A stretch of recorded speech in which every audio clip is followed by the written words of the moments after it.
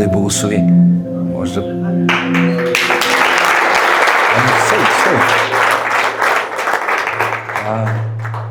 Само може ли да... iPad-а... Такова очакване служихте върху мене, най-доброто за най-накрая. Обаче, какво да ви кажа, всичко, което беше казано, аз не мисля, че ще кажа нещо различно, но първо искам да благодаря на пастор Митко и на пастор Боби, че с пастор Емил ми приехте наистина. И благодаря ви, че разчупихте това, че сме се натресли, не сме. Слава на Бога.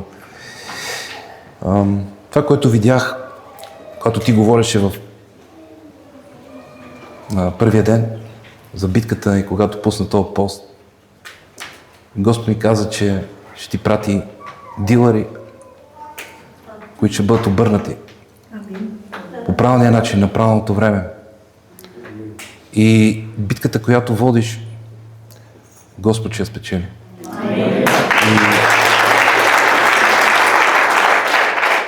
Знаете ли, има битки, които... Аз ще дам едно свидетелство на Гордан Класен. Гордан Класен е един от синовете на пастор Тамо. Той живее в един труден град като Кейптаун. Кейптаун е все едно Христо Ботев по 10. Там беше убит Кърл, знаете Кейптаун.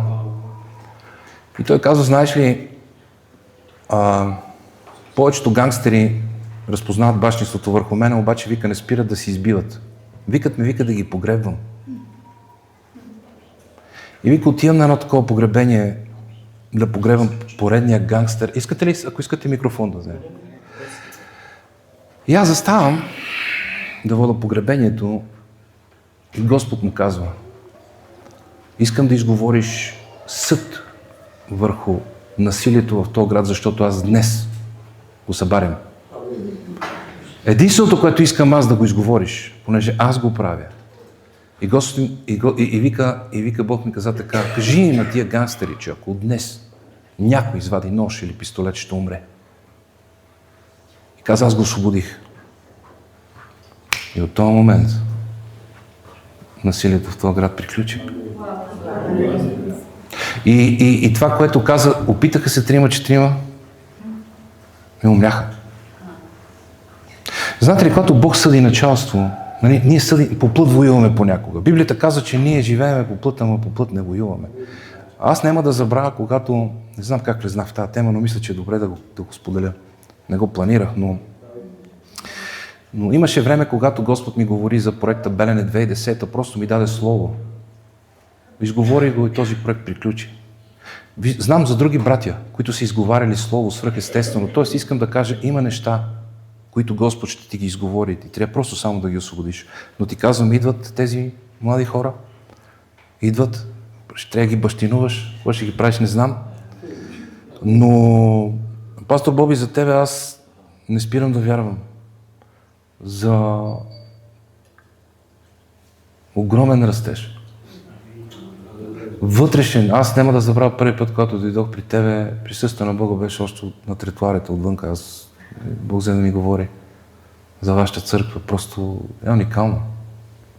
Не го казвам с някакви такива тук суперлативи, защото казвам каквото съм усетил. Аз съм просто един непотребен слуга, нали? Но вярвам, че не чрез сила, не чрез мощ, това е словото към вашия дом. Не чрез сила, не чрез мощ. Защото Зоровавел, знаете ли какво значи? Зоровавел значи изваден от Вавилон. Зоро Бабел. Господ ни вади от Вавилон. И аз сега ще говоря за това, че това е една от целите на църквата. Еклесия значи извадени извън. Една от целите на еклесията е Бог да ни изкара от Вавилон. Другата е да ни вкара обратно, но когато ни очисти от Вавилон. Това е еклесия. Еклесия. Клео е призив. Исус клео апостолите. Тези, които клео призова, тях е пред, нали? Вижте, тази дума е много силна. Аз и за това, когато говоря, знаеш ли, когато говоря с гърци, те ме разбират какво им говорят, защото те четат оригинала. Аз там не мога да им обяснявам Цариградски, Верен, Мерен. Вижте хора, четете. Има страхотни... И това не е теология, нали, аз разбирам, че има много майнд, нали, в смисъл Исус заби кръста в място наречено череп. Какво остана от Езавел? Черепа, дланите на ръцете и пищялите на краката. Това е фалшивото разпятие. Къде беше разпънат Христос на място наречено череп за пищялите и за ръцете? Това е религиозният дух. Той има структури. Приключвам до тук, че няма влезе в посланието. Трябва да видя колко време имам. Преди това обаче аз искам да дам думата на брат Вито. Брат Вито е бивш наркоман и аз вярвам, че Библията казва, че Исус каза, победиха го чрез словото на свидетелството и кръвта на агнето. Аз вярвам, че всеки свидетелства нещо. И аз искам той да излезе и съм му дал 3 минути, 4, айде. Понеже неговото свидетелство много си, той е тук със съпругата си и двете си деца. Така че брат Вито, заповядай.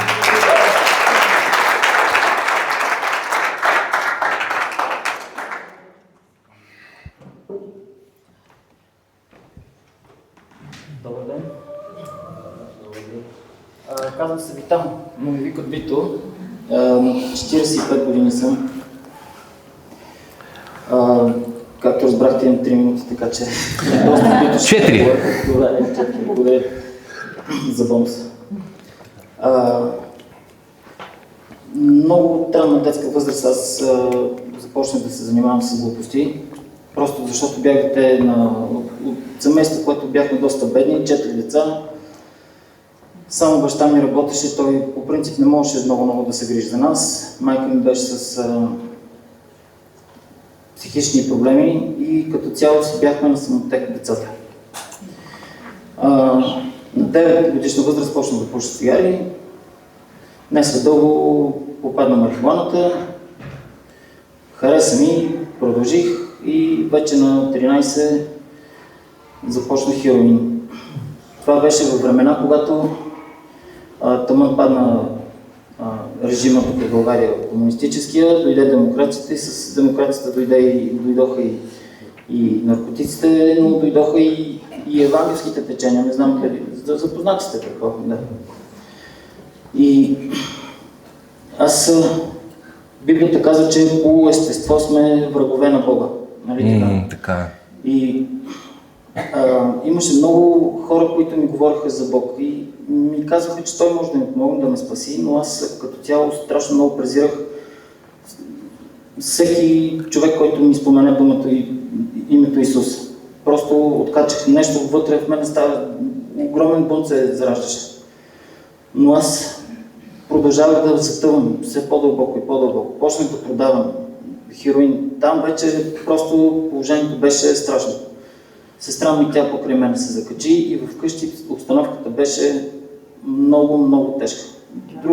Другата ми сестра и брат, те останаха настрани от цялото това нещо, но обстановката вкъщи беше изключително тежка. Исках вече попнех да се спася, по някакъв начин да изляза от този порочен кръг, защото всеки един опит аз да спра беше провал. Разбирате ли? Когато взех хероин за първи път, това беше най-невероятното чувство, което човек може да изпита. Просто неописуемо.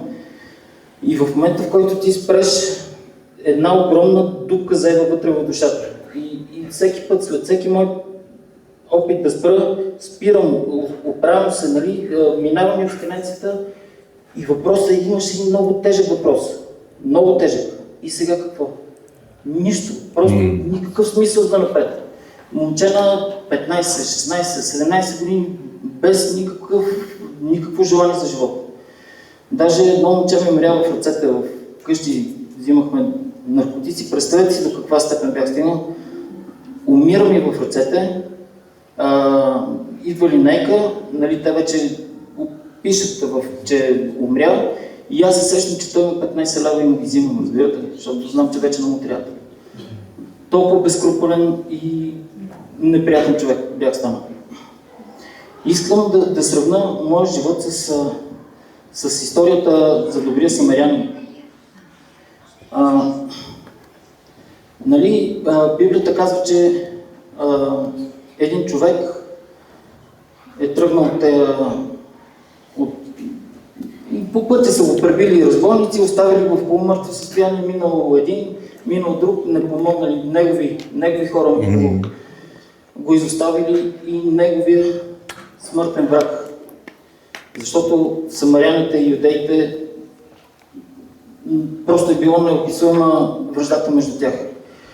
И аз съм сигурен, че ако този човек, който е бил изпаднал в беда, ако е бил в съзнание, а не в полумъртво състояние, никога не би допуснал този човек да му окаже помощ. За него е гнусота някой да се докосне до него. И знаете ли, аз бях враг на Бога, както казах в началото. И всеки един мой опит да спра беше удар, след удар, докато накрая не остана в едно полумъртво състояние. Нямах право, не можех да кажа най-вече, когато нали, тя историята е много дълга, как по чуден начин попаднах в център за рехабилитация на зависими хора. Но начинът, по който Исус дойде, и аз го сравнявам с това как самарянина взе умъртвия, сложи го на добичето, мене във влака, прати го там в гостилницата, мене в комуна, за да се оправям. И там плати на хора да се погрижат за него и плати на хора да се погрижат за мене. Благодарение на тези хора и на техния пример, аз реших да, след много буд, разбира се, значи трябва да ви кажа, че страшно много се бунтувах. Говориха ми за Бог, аз просто не исках и да чуя, но след много бунт и просто един ден останах сам със себе си, с мислите си и казах, аз може да съм се възстановил физически, защото аз бях 50 кг, когато влязах на нищо не приличах, просто наистина.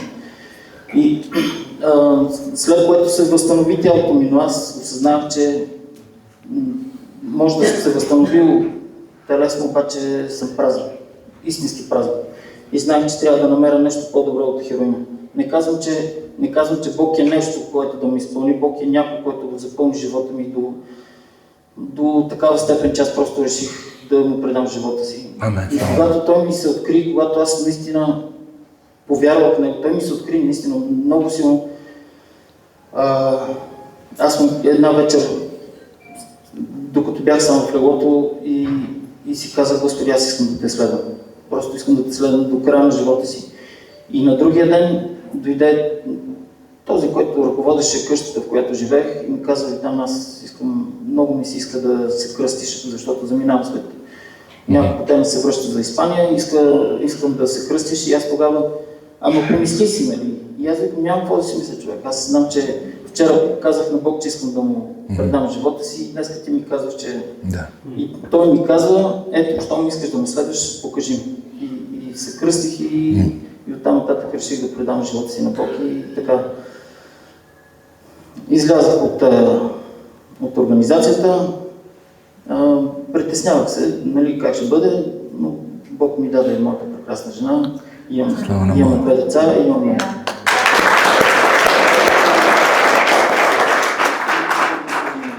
Това ли? Да. Супер. Благодаря ти, Вито. Бог те благослови. Знаете ли, аз съм сигурен, Вито има призив, Вито Бог го е призвал. Не случайно много от атаките, които идват, много от тия хора, включително и ние, гангстери ли са, какви са, който много му е простено, много обича. Това е истината. Но знаете ли, има хора, които аз това им казвам на хората, те казват, аз не съм вършил кой знае какви грехове. Викам, виж, Святия Дух, Духа на любовта, когато ти покаже колко си грешен по принцип, без значение какво си правил, същото. Защото много хора се депресират, аз нищо не съм правил, пък обичам ни малко. Не, всички обичаме много заради Духа на Бога. Добре, така. Понеже Бог е Бог на ред, аз обичам реда. Вярвам, че кръстил съм проповедта покорството на Сина, понеже аз мисля, че покорството е ключа към абсолютно всичко, както каже един проповедник, когато жертвата е съвършена, проклятието е разчупено. Много често поради това, че като Саул жертваше, запази си по-добрите. Самуил е прообраз на Бога и му каза, брат, убий амаличаните до крак. Позайниче, дете, юноша, младеж, т.е. всичко, което от детството ти до сега е бъгаво, ти трябва да оставиш се занимава с него. Обаче Саул вика, добре, няма проблем, обаче си оставим. Ние си имаме такива сфери, които си ги оставяме И там всъщност се провали и тогава всъщност Бог казва непокорството като греха на чародейството, а бунта е като идолопоклонството. И всъщност това е първоначалният грях, в който ще ви прекарам. И всъщност това е, което съм аз. Това ми е една от любимите, не проповеди. Буквално аз това живея, това спът, това ставам, това лягам. Но нека стартираме с Еврея 1.1.3. Бог, който при разни частични съобщения и по много начини е говорил в старо време на бащите ни, вижте, Бог говори на бащите. Когато Бог каза, аз чукам на вратата и хлопам, бащите трябва да отворят. А Илия няма как да влезе. Илия спре пред портата на Ахав. Вижте, ние трябва да изритаме Езавел от нашите домове. Бащите са тия, които трябва да вземат мерки. И това е също, ние сме бащи на дови. Аз много харесвам пастор там, който каза, аз когато идвам и пастирувам, аз не съм нито апостол, нито аз съм баща. Аз се прибирам от това, това е моето семейство, аз съм бащата на дома, точка по въпроса. И затова пророците говорят на бащите. В края на тия дни говори нам чрез сина. Уникален стих. Когото постави наследник на всичко. Мислете за себе си. На Христос във вас. Чрез когото и направи световете, вижте, преди съгрешението. Синовството е ключово важно. Който, бидейки сияние на Неговата слава и отпечатък на Неговото същество. Бог е любов. Говорим за любовта. Това отпечатък. Няма как да не обичаш. Аз отидох при един пастор, му се извини и викам, човек, аз съм те мразил. И Бог ми даде стиха, ти не можеш. Вика, който мрази човекоубиец. А в никой човекоубиец не пребъдва вечен живот. Любовта покрива множество грехове. Брутално казвам. И казва, отпечатък на Неговото същество и държейки всичко чрез своето могъщо слово. Вижте словото на пиедестал. Словото. Словото. Ако идеализирате нещо във вашия живот, идеализирайте словото.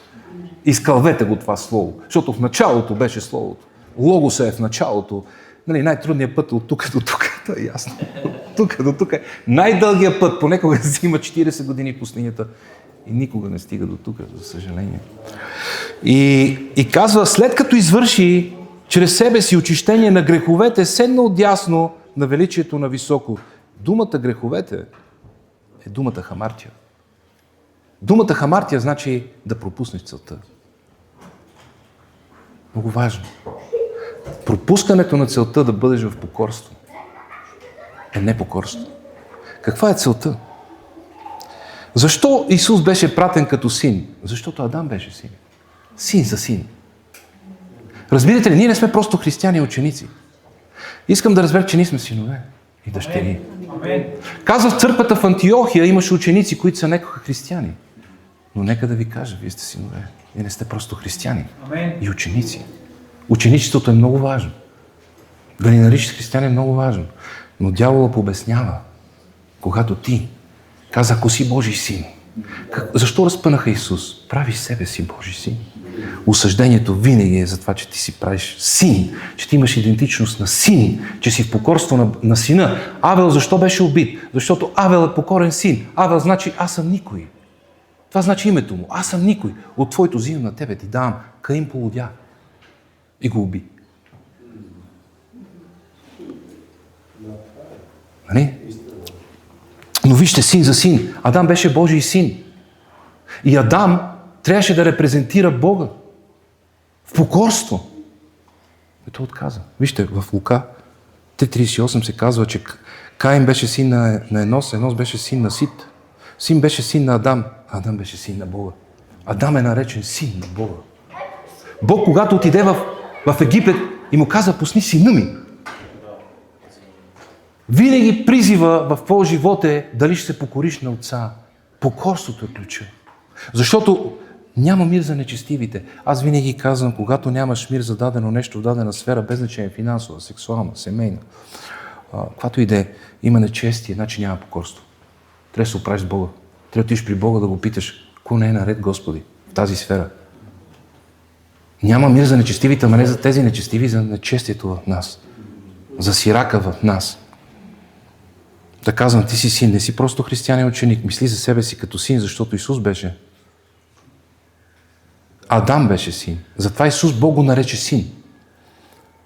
И вижте каква е целта. Хамартия да пропуснеш целта. Коя е целта? Какво пропускаме? Какво не искаме? Вижте, съзнателното решение да пропуснеш целта е решение. Това е съзнателно решение.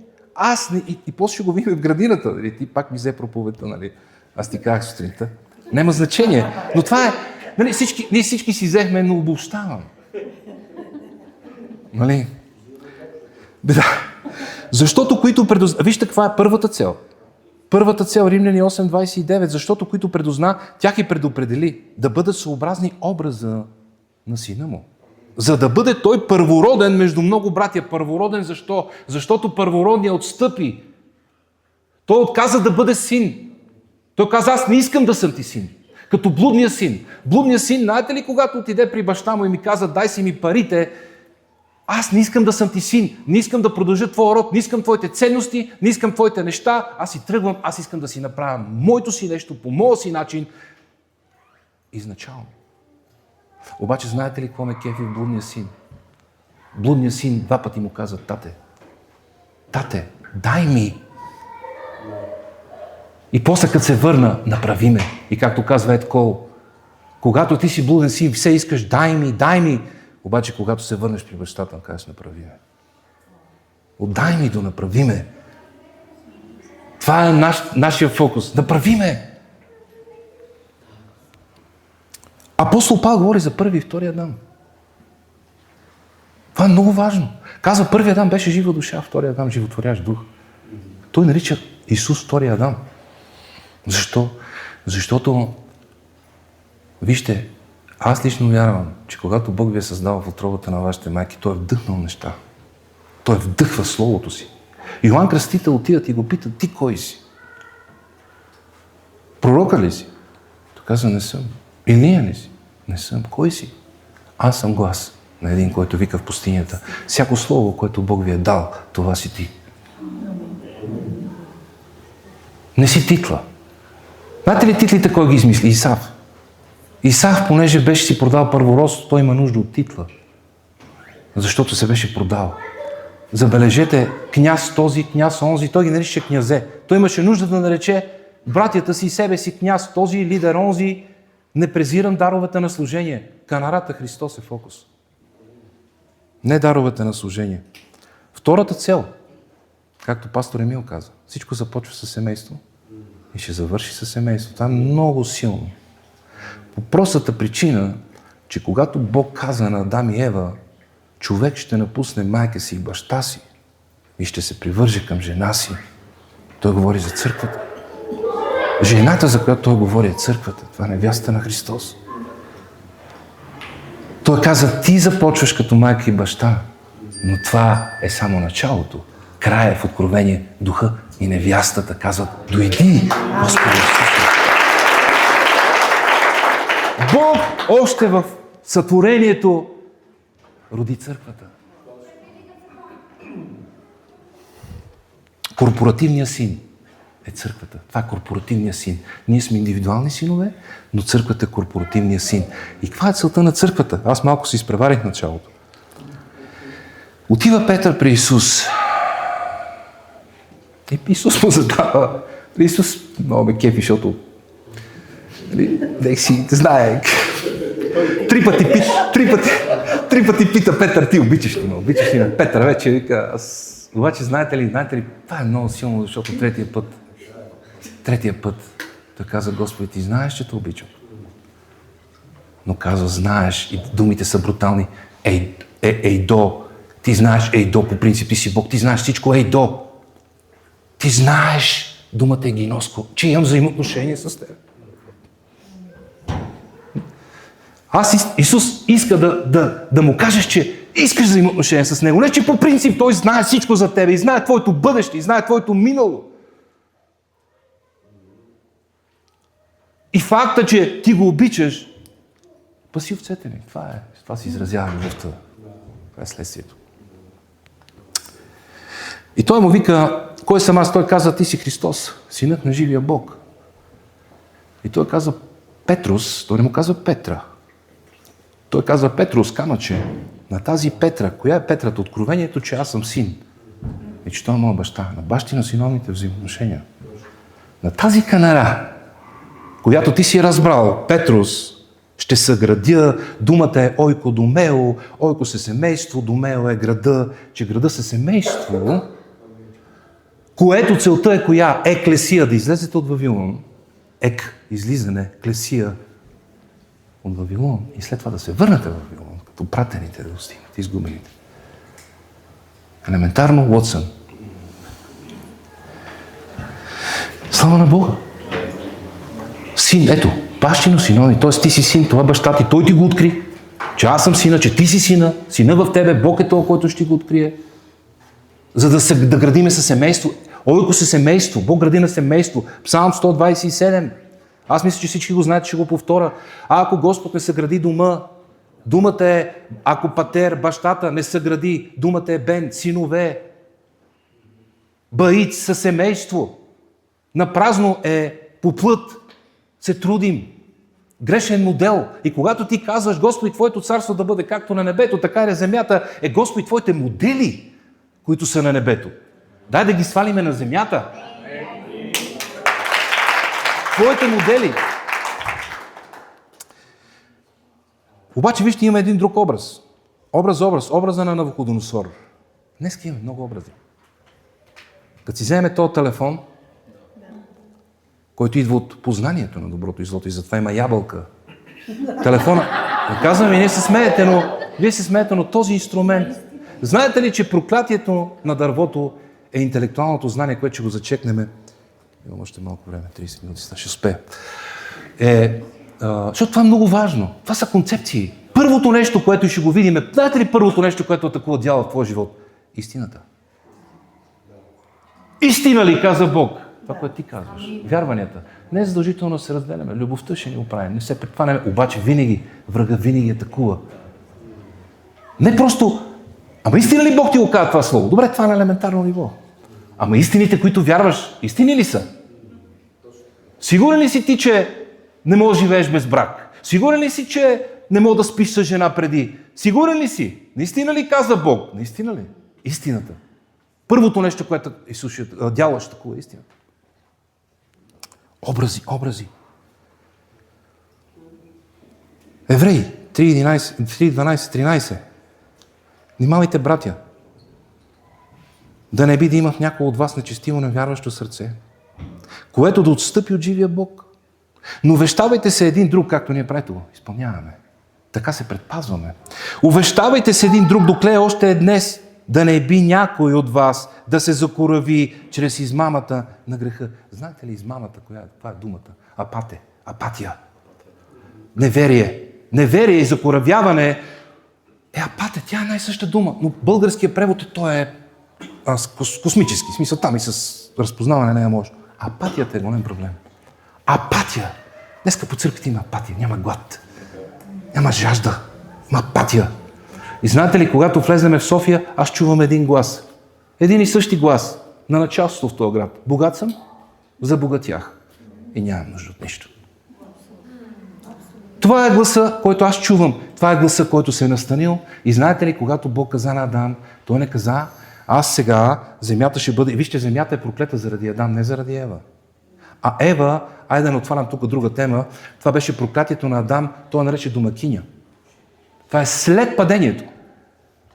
Първо нарече жена, Бог ги нарече човек, след проклятието той нарече домакиня. Майка на всички живи. Майка, домакиня. Това е проклятие. Жената не е Ева. Това е човека. Проверете си Библията. И апатия. Богат съм, забогатя. Мамон. Но апатията е сериозен проблем. Измамата на греха е апатията. Тоест апатията, че не искаш да се покориш. Връщам ви обратно към темата. Аз отказвам да се покоря. Отказвам да се покоря на авторитета на Божието Слово. Отказвам. И забележете, в Римляни 5:19 продължавам. Уникален стих, това е един от любимите.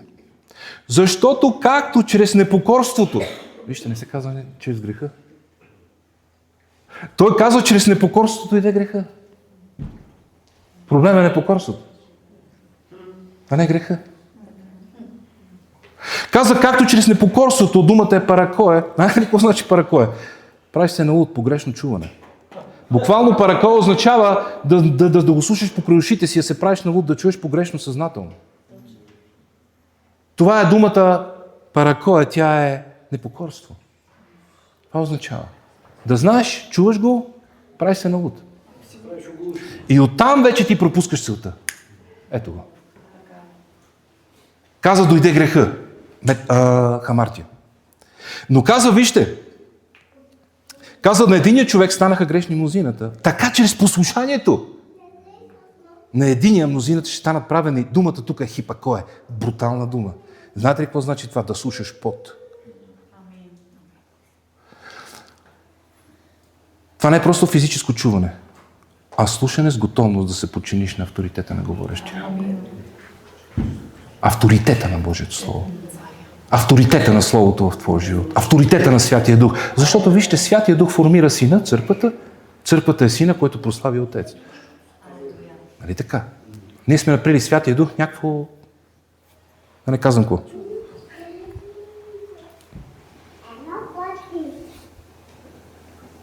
Да влезеш под авторитета, но винаги врагът ще такова авторитет в Словото. Винаги. Без значение в коя сфера. Без значение за какво. Истина ли каза Бог? 1 Йоан 3.4 се дава следното. Той каза така. Всеки. Просто ви превеждам, за да може да имате... Концепциите са много важно нещо. Павел каза, събаряме крепости в момента на хората. Изчистване. Всеки, който върши грях, върши и беззаконие. Забележете сега обаче тук какво се случва. Всеки, който върши грях, всеки, който иска да пропусне целта, следствието е беззаконие, което думата е аномия. Греха е този, ти решаваш, че пропускаш целта. Прави се, но аномията обаче, вижте, отива една крачка по-напред. Това вече казва, това е съзнателно отхвърляне на закона или живот. Сякаш няма закон. Ти вече започваш да приключваш. Това описва състоянието на сърцето, което не познава Божия авторитет. Първо я отказваш, след това. И вижте къде, любовта къде отива на кино. Продължаваме. Матей 24:12. Следствието. Нали, започваме. Так. И казва, и понеже ще се умножи беззаконието, аномията, то се умножава, ние го виждаме, любовта на мнозинството ще охладне. Аз мисля, че без покорство няма как да обичаме правилно.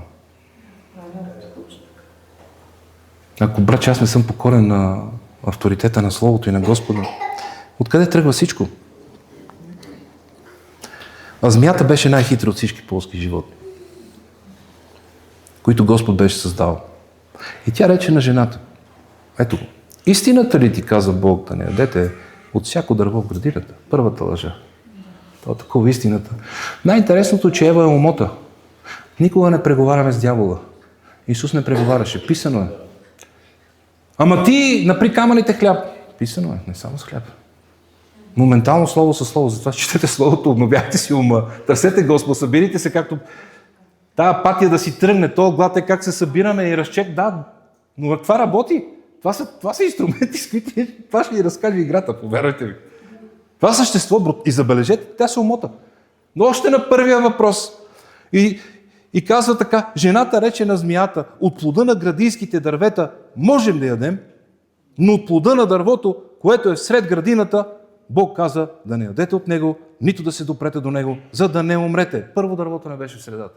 В средата винаги е дървото на живота, защото в Откровение се казва, на този, който победи, ще дам да яде от дървото на живота, което е всред Божия рай. Кръста винаги е по средата. Исус винаги е по средата. Обърна се и видях агне. Къде е по средата? В пещта 4 човека. Кой беше по средата? Всичко чрез него се сплотява. Кръста винаги е по средата. Тя тотално беше умотана. Фокуса вече се измества. Ето го. Когато не е фокуса върху кръста, отива на другото дърво. Но защото говориш, продължаваш да си дебатираш. И не само. Тя вика, Бог никъде не каза да не се докосва. Сготвяне. Второто нещо. Да, казвам. А змията рече на жената. Никак няма да умрете. Той няма излъга. Те не умряха. Но знае Бог, вижте тук много силно, думата е яда. Но знае Бог. Знаете ли, те разбираха завет. Яда е думата за завет. Адам яда жена си, позна жена си. Нали? Овцете познат моето име, тук е друга дума гиноско и пигносис, няма да навлизаме в това. Второто нещо, което дявола ще атакува е завета. Заветът ти между с Бога и завета ни помежду нас. Класика. Знае Бог. Тоест те разбираха завет. Та жена разбираше завет. Той атакува завета. Но знае Бог, че в деня, в който ядете от него, ще ви се отворят очите и ще бъдете като Бога. Да познавате доброто и злото. И като видя жената, че дървото беше добро за храна и че беше приятно за очите, дърво желателно, за да дава знание. Вижте, тук е друга дума, шакал. Думата шакал е интелигентен, интелектуален. Човек, който е пресметлив, практичен. В това дърво има много добри неща. И ние ги виждаме в света и те работят. Не казвам да не планираме. Важно е, повярвайте ми. Но предложи се нещо, което е замяна. Каза, взел от плодата му яде, даде и на мъжа си да яде с нея и той яде. Тогава се отвориха очите на двамата и вижте, и те познаха, ето отново думата яда, че бяха голи. Те сключиха завет с това същество. Същата дума. Нещо се беше оттеглило от тях, нещо друго вече беше дошло. Винаги в непокорството, както Бог ми каза един път, вика, виж, ти или си син, или си антисин, антихрист. Или вършиш моята воля в покорство, или духът на Христ вече работи в теб. Духът на антихрист.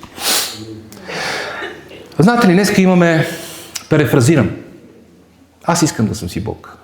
Хората знаят какво трябва да правят. Повярвайте ми, хората знаят какво трябва да правят. Ние живеем в регион Моав. Европа, Америка знае кои са бащите, но не ги иска.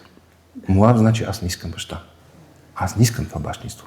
Аз искам като блудния син да си го направя по моя начин. Това дърво шакал ми дава знание. Аз искам да съм си Бог. Ама в случая ти приемаш чужда идентичност, страдаш. Същите, забележете колко силни са тия крепости до ден днешен. 5000 години. Какво нещо е лъжата? Същите крепости. Едни и същи. Аз искам да съм Бог. Аз искам да съм най-добрата версия на себе си. Аз това го чувам постоянно. Аз искам да съм най-добрата версия на себе си. Аз знам какво е доброто и злото. Ама ти ако не познаваш Бога, доброто и злото, ти бъркаш. Ти немаш разпознаване.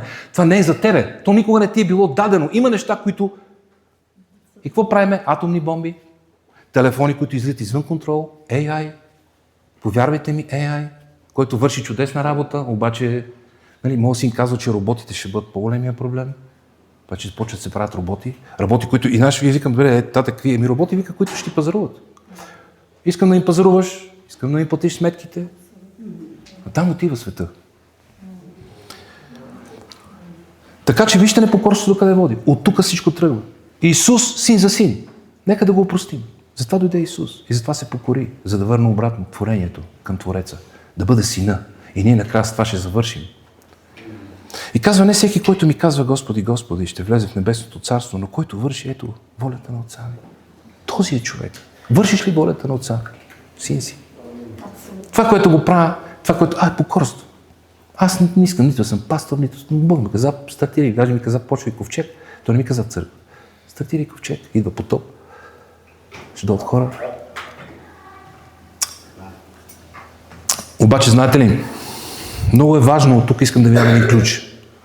Нещо, което според мен е доста загубено, страха от Бога. Аз мисля, че Адам загуби страха от Бога. Аз мисля, че ние на моменти губим страха от Бога. Ние прекалено много се фокусираме върху този шакал. Интелекта, 1+1=2. Аз мисля, че аз съм го правил в църквите. Вавилонския модел. Елате се събереме, нека да го направим. Не мога да направим много неща. Ние с шакал, повярвай ми, мога да си правим. Може. Обаче знаете ли какъв е проблема? Проблемът е, че Вавилон, аз лично вярвам, че това е място, защото те казаха да стигнем до Бога, те отвориха демонични портали.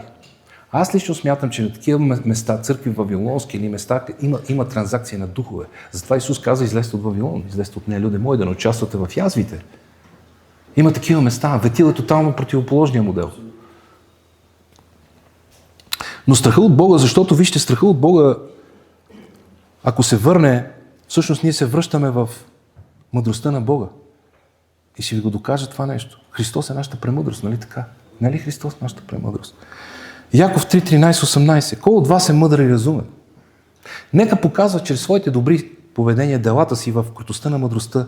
Но ако в сърцата си имате горчива завист и свъдливост, не се хвалете и не се лъжете против истината. Това не е мъдрост, която слиза отгоре. Тази мъдрост я загуби Адам. Първоначалната мъдрост, която е Христос. Казва, аз бях като майсторски работник, като изкусен строител. Това е мъдростта. Това е нашата мъдрост. Ама ти ако търсиш мъдростта през шакал, през знанието, защото поход за знание има. Поход за знание, интелект. Исус наби кръста в място наречено череп. Той разби интелектуалния дух. Трябва да си разпънеш мисленето. Това означава. Трябва да разпънеш тия мисли и ги събориш. Но ще ти кажа нещо. Вижте какво казва. Това не е мъдрост, която слиза отгоре. Думата е анотен. Тя е първоначална. Това е като първо апостоли. Това е думата протон.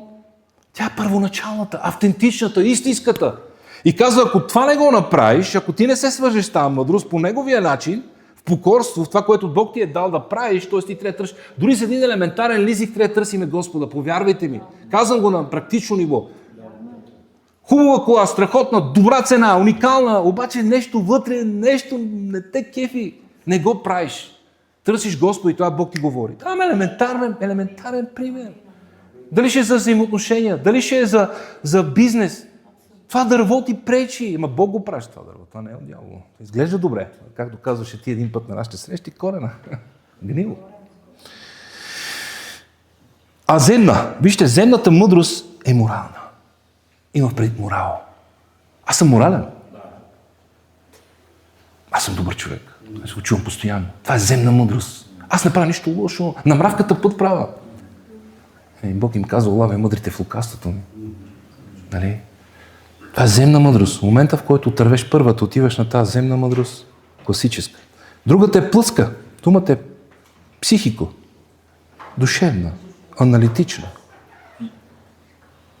и демонична. Вече след това имаш 3 типа мъдрости, които трябва да се пребориш. Ако не търсиш първоначалната, Христос, мъдростта.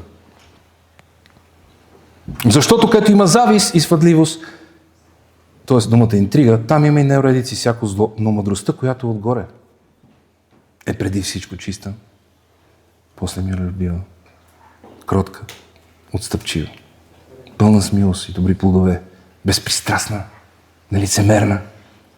Ето вижте, плода на правдата се сее с мир от миротворците. Не случайно Исус ни говори за плод, защото първоначално имаше плод и винаги спираме плод. Вижте колко елемент. Бог вика, аз с простите неща да ги говорим, да вервате, да ви говорим за тия, тотално ще изперкате. Павел мъдър! Пастор Тама вика, некой ходата и вика, просто Павел вика, Бог ми забрани да влизам в тия сфери. Те вика, пердашат. Това е опасно. Има сфери в измерения в духа, в които ние не трябва да влизаме.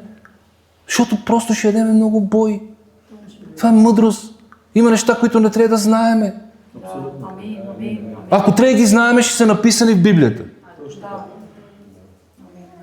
Моля ви, това знание, просто аз за това ви казвам, че това дърво, този тъп телефон, с всичката тази информация, трябва с дисциплина да си разпънете ума.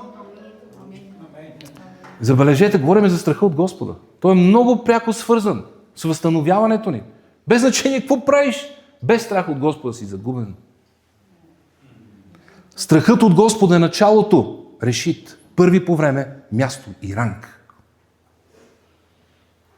Страхът от Господа е първоначалното, есенцията на мъдростта, а безумните перверзните презират мъдрост и наставление. Страхът от Господа е антидот срещу шакал.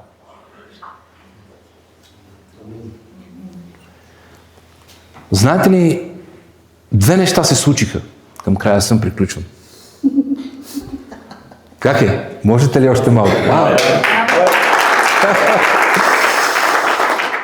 Знаете ли, ние трябва да пречупим и духа на сирак. Адам остана сирак. Той не е вече син. Но сина възстанови. Исус възстанови. И затова, вижте, затова Исус толкова страда. Защото Той възстанови. Забележете, дори ако планят Гециманската градина е прообраз на градината. образ. Каза, вижте, първоначално не е било така. Първоначално не е било така. Семейство. Просто клас, простичко е, ама за прости хора. Две неща загуби Адам. Протекция и снабдяване. Знаете ли сираците какво търсят? Инфлуенсърите. Те искат. Това е духа на Нимрод. Нимрод, казва, беше ловец пред Господа, на думата е нечестивец. Исус удари този дух, като каза, Петре ще направи ловец на човеци. Нимрод захапва. Той е Вавилон звяра. Хищника. Исус обаче не е така. Исус каза, ще направи Петре ловец на човеци. Чрез духа правя синове. Те търсят протекция. Колкото повече последователи имам, колкото повече пари имам. Де викаше един пастор, много пастори застават и казват, да, ще ви освободим, ще проповядате. И той вика, никой не го прави, защото те са зависими на дарението. Как да освободиш някой да прави нещо, като ти имаш нужда от дарение? Казвам го принципно, брат. Принципно го казвам. Вижте, екосистемата не са хората. Исус никога не беше зависим от хората. Исус беше зависим от Отец. От протекцията на Отец, снабдяването на Отец. Затова имаме толкова сираци. И аз съм също. Аз се боря с дадени сфери с този дух на сирак. Повярвайте ми. Ако мислите, че съм достигнал, не съм. Просто всички тия неща, които ви говоря, постоянно са ми на стендбай. Защото има битка. Вярно ли? Истината? Истина ли? Ама истина ли? Ма така ли каза Бог? Ама на приговор. Виж, това е постоянната битка. Сравняваш се, състезаваш се. И нали, знаете, най-големите... Аз го пророкувах. Аз лично вярвам, че Господ ще ни... Вижте, аз лично вярвам. Идва време, в което това е Давидов дом. Ние сме Давидов дом. Ти говориш за Давид, ти ми взе проповедта от неделя. Стига само обвинения. Не обвинения, бе! Не, аз се радвам. Защото това са Давидовците. Ние сме есеевците. Вижте, идва време. Казвам ви го пророчески, ви го казвам. Предупреждавам ви в духа. Идва време. Когато Бог ще унищожи дома на Саул, Давид ще се възцари, идва време на Хеврон, идва време на Ерусалим, идва време на Сион, но идват и друг вид изкушения. Най-големите баки Давид ги забърка, като отиде на трона. Затова пророчески ви казвам, живейте в страх от Господа. Страхът от Господа е антидот на това проклето дърво. И вижте, то не е в средата. Вижте, винаги врага ще иска да... Не знаете притчата за сеяча, 4 почви. Първия, многознайкото. Я го знам, бе. Нали го знаеш? Това песен. Я го знам, бе. Това са хората, които толкова много са... Концепциите са наясно и толкова, убежденията са им толкова силни. Това са силни хора. Но казва, нищо не може да влезе. И казва, край пътя. Тоест, те никога не са в пътя. Те знаят всичко, много са добри, но никога не са в пътя. Ама вижте, това е много сериозно. Хората, имайте предвид, че тия хора успяват. Богатство забогатях. Аз имам мангизи, аз имам влияние. Аз знам какво правя. Какво вика Исус, ако някой слуша моите думи и ги изпълнява, къщата няма да падне. Но ако някой не слуша, вижте, и двамата построиха. Винаги имаш синовете на дявола и синовете на Бога. И едните строят, и другите строят. Единият каза, аз се отказвам от начина, по който строя да взема твоя начин. Другия продължи да си строи по неговия. Но и двамата строят, това е първата почва. Втората. Не знам как признах тук, но с това ще го благословя. Приключвам. Втората почва е то, което винаги са супер страхотно слово. Жестоко беше. Много яко. Кефи се. Обаче Библията казва, няма дълбочина. В момента, в който, вижте, много силно казва, дойде гонение заради Словото. Пак ето го. Дявола винаги гони Словото. Не те гони тебе. Бог ми каза, вика, виж. Моето помазание върху Словото, което съм ти дал, не е върху тебе. Да ти е ясно. Моето помазание е върху Словото и върху характера. Нали, както не те познавам. Аз това, нали, това са тия хора, които казаха, правим тия неща, те прославяха себе си. И затова Исус вика, аз не ви познавам. Аз не ви познавам, бе. Аз искам да видя себе си във вас. Затварям скобата, но тия се кефат се. И казва напас върху Словото. И казва, нямаше корен. Защо? Защото казва, закоравиха себе си. Ние тук имаме корена на огорчение, корена на сърболюбие. Те не бяха изцелени, имаха огорчение в себе си. Те ще се занимават с нещо много по-дълбоко. Огорчението, корена на огорчение и корена на сребролюбие са двете симптоматики на духа на Сирак. Пазете се от огорчение. Пазете се от сребролюбие. Две неща каза Павел да бегаме. От блудство и от сребролюбие. Два са Бога. Бога на корема и Бога на парите. Бога на корема, думата е страстите. Да, не е корема, но вътрешното нечестие, с което искаш да... Това е вече тази аномия, за която хамартия, аномия. Умножава се. Поход. Така че Господ ще разчупи духа на Сирак, ще ни вкара... Аз не мисля, че ще си изпокара. Не мисля. Любовта. Мисля, че... Аз пак ти казвам, освен да вика жена ми, ако почнеш да венчаваш гей двойки, тогава се замисля. Не, така е, защото тогава... Не знам. Защото знаете ли, и този ключ ви го давам, доктор Сеги го чух това нещо, когато Давид изперка с вицаве, каза, опасно е, вика, виж колко опасно е, когато един лидер живее в грях. Той изпрати Урия. Урия беше един от 30-те войни. Той го изпрати на място, където не беше обучен. Ти почваш вече да бъркаш. В смисъл, то беше съзнателно да го убие, но както и да е, просто трябва да се пазим от греха. Римляни 8, 19, 21, завършвам с този стих. Защото създанието, благославям ви с това, усърдно очаква откриването ни като Божии синове. Не като християни, не като ученици, като Божии синове. Понеже създанието беше подчинено на немощ, не своеволно, но чрез този, който го подчини, Адам, с надежда, че самото създание ще се освободи от робството на тлението и ще мине в славната свобода на Божите деца. Винаги, когато си в покорство на Божието Слово, на Сина в тебе, автоматично творението се възстановява, защото разпознава ДНК-то на Сина в тебе. Творението разпознава ДНК-то на Сина и нещата се случват. Без да постиш и без да се молиш. После се постиш и се молиш. Но нещата се случват, защо се изцеляваха хора, освобождаваха, възкресения, ходи по вода, защото творението се кефи и казва най-накрая Сина дойде да ни освободи. Трябва в това покорство да влеземе. Каквото ще да е, пастор ли си, бизнесмен ли си, все тая е. Ако Бог ми каже утре стани, ще стана метач. Ама аз там съм щастлив метач, разбирате ли ме? Хора се спасяват, изцеляват, освобождават. Си направят група. Исус вика, Исус вика, разрушете го този храм, вземете ми призива, след 3 дена пак ще го възстановя, тока ти е дадено, никой не може да ти го вземе. Вземи ми всичко, бе. То си ми е дадено. Нека чамандурата, натискаш я. Ма като я пуснеш тя пак, то нема натискане, брат. Шамандури, да? А къл море глава шамандура. И вижте, пътя на сина е Йордан, прие призива на умиране.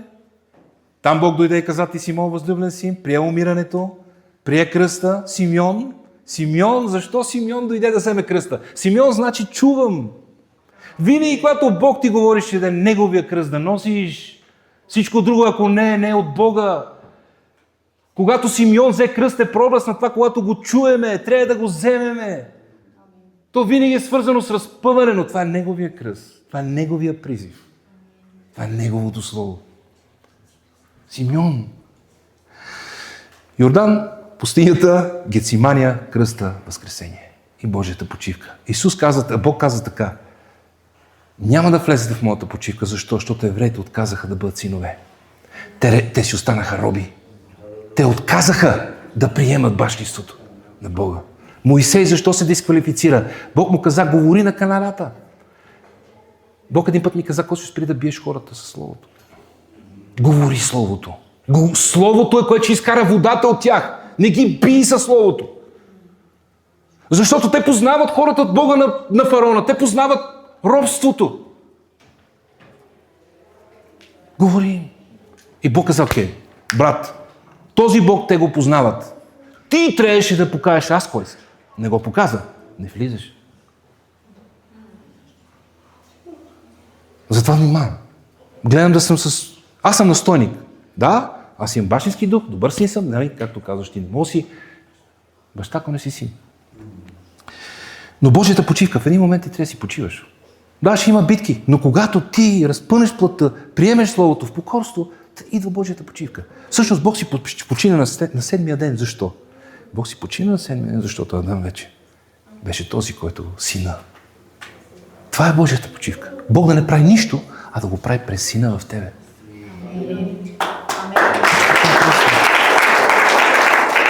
Второто нещо, което трябва да правим като синове, си миеме краката, аз ви го казах, това е едно откровение на един мой брат, страхотно, много ме благослови, не е мое откровение, че аз няма как да измия мърсотията на краката си, ако ти не ми измиеш. Аз трябва ти каква е моята мърсотия. Трябва да си миеме краката. Няма как. Това е вече на много интимно ниво. Това е второто нещо. Третото нещо, предпоследното, е когато фарисеите му казваха, дали това също е много важно. Слез от кръста. Винаги това е най-голямото изкушение. Слез от кръста, бе. Нали си Божий син, бе? Слез. Винаги в най-гадните ти моменти врага ще дойде, ще каже слез от кръста. И знаете ли, имам едно откровение на един католически свещеник. Той каза, ако Исус беше слезал от кръста, ние нямаше да имаме християнство с Христос. Много силно. Право ме разтърсиме. И знаете ли какво? Днеска точно това се проповядва. Християнство без Христос. Защото много хора не са синове, те са слуги. И знаете ли, този брат, който беше в дома на баща си, той беше с менталитет на слуга. Знаете ли защо? Защото Библията казва, че изпрати слугите си при баща си. Той общуваше с слуги. Общувай с синове. Общувай с слуги. Какво като си благословен? Какво като имаш всичко и говедана? Човече, общувай с синове. Слугите ще направят слуга. Синовете ще направят синове.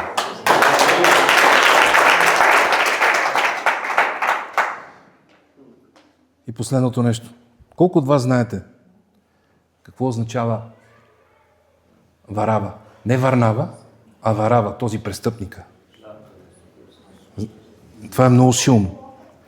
Варава значи, много интересно, аз не го знаех, сина на бащата. Това е такъв парадокс. И с това ви оставям. Това е парадокс. Знаете ли, Варава е то престъпник, който Исус... Аз съм Варава, ти си Варава. Аз ви декларирам пророчески. И това е пророческо, много силно. Пилат, който е прообраз на политическия дух, и фарисеите, които са прообраз на религиозния дух, казаха, пусни Варава. Пусни сина на бащата. И аз го декларирам върху вас. Че нищо не може да спре синовете. Дори политиката и религията. Господа ви благослови.